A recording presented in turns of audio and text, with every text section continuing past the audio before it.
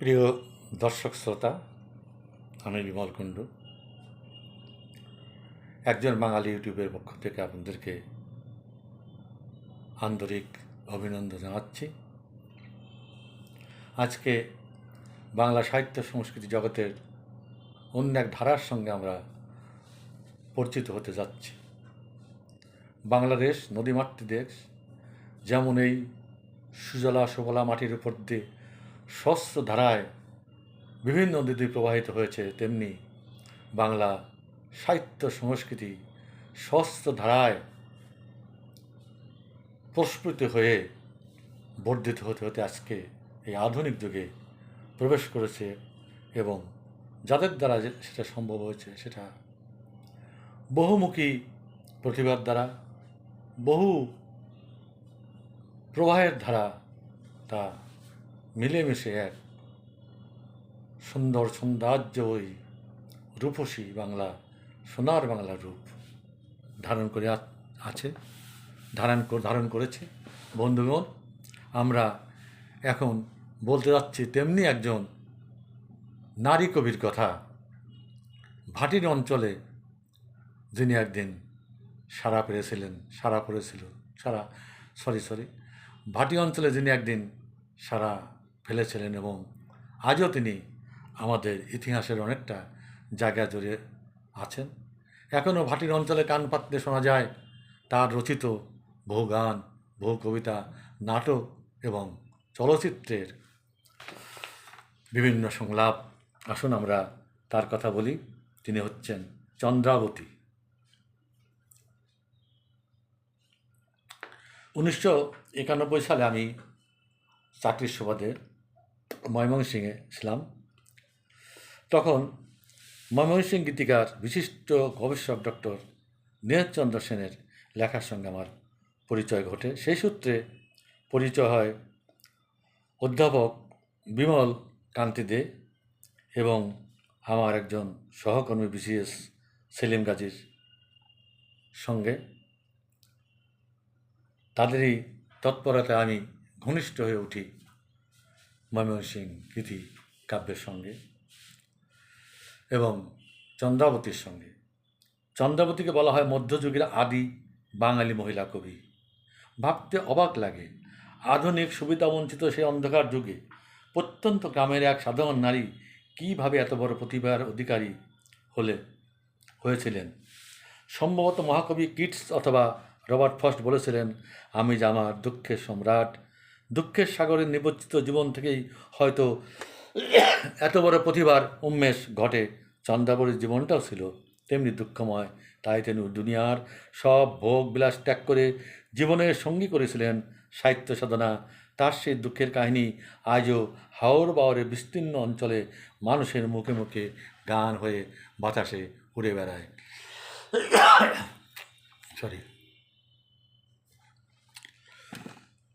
বন্ধুগণ, আমরা খুব অল্প কথায় এই মহীয়সী আদিকবিকে আমরা জেনে নিই। চন্দ্রাবতীর জন্ম আনুমানিক 1550 খ্রিস্টাব্দে ময়মনসিংহ জেলার পাতোয়ারি গ্রামে। পিতার নাম দ্বিজ বংশীদাস, মাতা সুলোচনা। বঙ্গ সাহিত্যে প্রথমত এই নারী কবি বিখ্যাত হয়েছিলেন সীতাকে কেন্দ্রীয় চরিত্র করে রামায়ণ রচনার জন্য। এছাড়াও তিনি কাব্যগ্রন্থ মলুয়া, রামায়ণ, দস্যু কেনারামের পালা প্রভৃতি গ্রন্থ রচনা করেন। 1932 সালে ডক্টর দীনেশচন্দ্র সেন চন্দ্রাবতীর রামায়ণখানা গ্রন্থাকারে প্রকাশ করেন কলকাতা থেকে। চন্দ্রাবতীর পিতা বংশীলাল দাস ছিলেন বিখ্যাত মনসা মঙ্গলের রচয়িতা।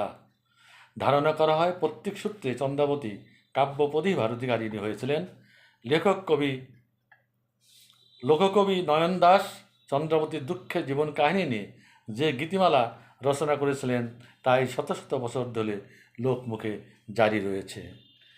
চন্দ্রাবতী লোকগাথায় নয়নচর্যা বর্ণনা করেছেন, তারই কিঞ্চিত আমরা এখানে তুলে ধরছি। কিশোরগঞ্জ ফুলেশ্বরী নদীর এপারে চন্দ্রের বাড়ি, ওপারে পিতৃমাতৃহীন ব্রাহ্মণ সন্তান জয়চাঁদ।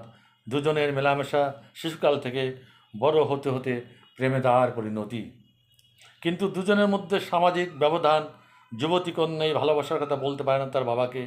মনের আগুনে জ্বলে পুলে মরে নিজেই ছেড়ে দেয় নাওয়া খাওয়া।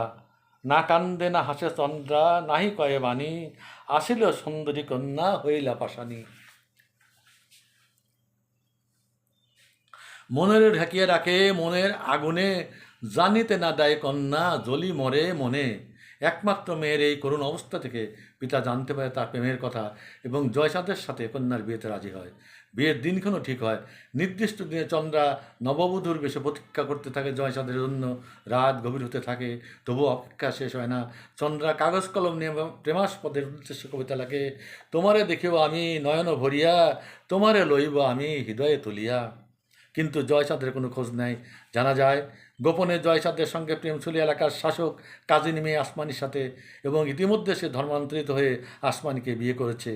এ খবর পেয়ে ব্রাহ্মণ ভেঙে পড়ে। চন্দ্রাবতী শোক সামলিয়ে পিতাকে বলে, বাবা তুমি আমাকে নিয়ে আর চিন্তা করো না, আমি আর কখনো বিয়ে করব না, চিরকুমারী থাকবো। তুমি আমাকে ফুলেশ্বরী তীরে একটা শিব মন্দির করে দাও, আমি শিবের আরাধনা করে জীবন কাটিয়ে দেব। বংশীদাস মেয়ের জন্য শিব মন্দির তৈরি করে দিলেন। চন্দ্রা সেই মন্দিরে শিব আরাধনায় মগ্ন হয়ে রইল। এদিকে গরিব ব্রাহ্মণ সন্তান জয়চাঁদ ওরফে জয়নাল ধনির কন্যা আসমানির সঙ্গে বেশি দিন সংসার করতে পারল না। তার ভুল ভাঙল এবং বারবার মনে হতে লাগলো চন্দ্রার কথা। এক সময় তার তীব্র দহনে পরিণত হয়ে চন্দ্রাকে চিঠি লিখল। শোনো রে প্রাণের চন্দা, তোমারে জানাই, মনের আগুনে দেহ পুইরা হইলা ছাই।